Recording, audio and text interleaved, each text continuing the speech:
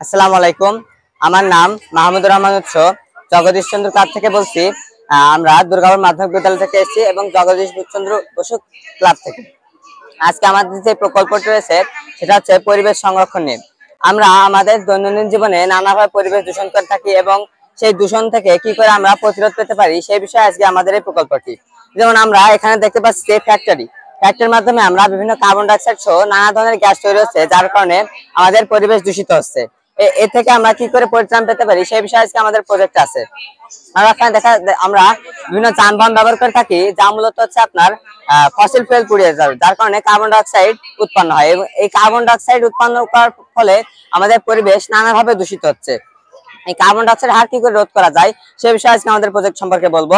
এখানে দেখতে পাচ্ছেন যে পলিথিনের ফ্যাক্টরি। আমরা জানি যে পুরাতন পলিথিন থেকে নতুন পলিথিন তৈরি করতে গেলে সর্বপ্রথম আমাদের পলিথিন পোড়াতে হয় এবং পলিথিন পোড়ালে তৈরি হচ্ছে কার্বন মনোক্সাইড গ্যাস, যা পরিবেশের জন্য অত্যন্ত ক্ষতিকর এবং এই কার্বন মনোক্সাইড গ্যাসের ফলে পরিবেশে কার্বন নিঃসরণের হার ও ক্ষতিকর।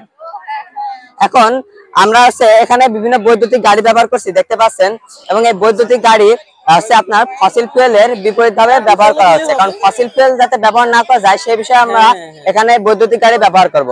যদি আমরা বৈদ্যুতিক গাড়ি ব্যবহার করি তাহলে আমাদের বাংলাদেশে সরকারের উপর বিদ্যুতের একটা অধিক চাপ প্রয়োগ হবে এবং এই চাপ প্রয়োগ সরকার একবার নিতে পারবে না, যার কারণে আমরা প্রত্যেকটা বাসাবাড়ি, বিদ্যালয়, হাসপাতাল সব জায়গায় আপনারা দেখছেন যে আমরা সোলার ব্যবহার করছি এবং এই সোলারের ফলে আমাদের বিদ্যুতের যে বাসায় একটু বিদ্যুতের ঘাটতি পূরণ হচ্ছে এবং সরকার একটু বিদ্যুতের চাপ মুক্ত হচ্ছে এবং যে বিদ্যুৎটা বেঁচে যাচ্ছে সেটা যে আমরা এই বিভিন্ন গাড়ি আছে সেগুলো চার্জ করে আবার চালাতে পারছি, যার কারণে পরিবেশ সংরক্ষণ হচ্ছে।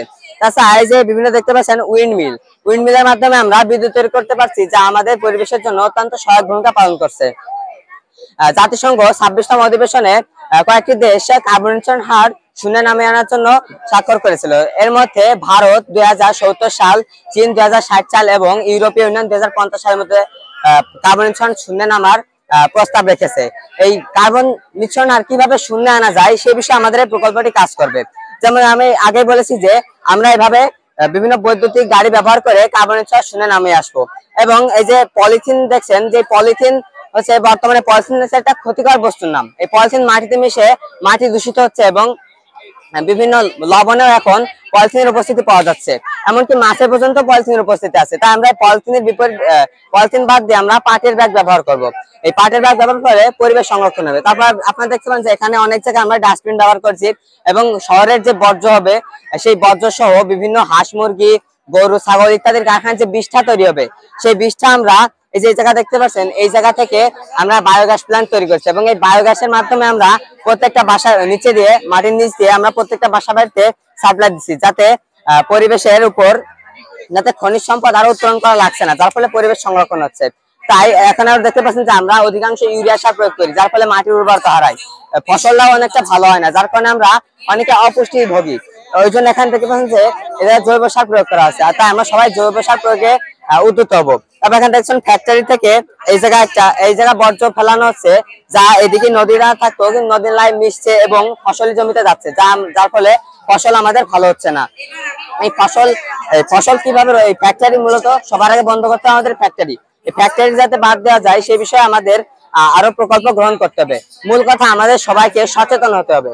আমরা একটা প্রবাদ আছে যে ঘোড়াকে যতই জোর করে পানিতে নামানো যাবে কিন্তু পানি খাওয়ানো যাবে না। তাই আমরা যতই প্রজেক্ট করি, প্রকল্প করি, এসবের কোনো কাজ হবে না যদি আমরা সবাই সচেতন হই। তাহলে আমাদের মূল বিষয়টা হচ্ছে আমরা সবাই সচেতন হব এবং পরিবেশের সংরক্ষণ করবো। আল্লাহ হাফেজ।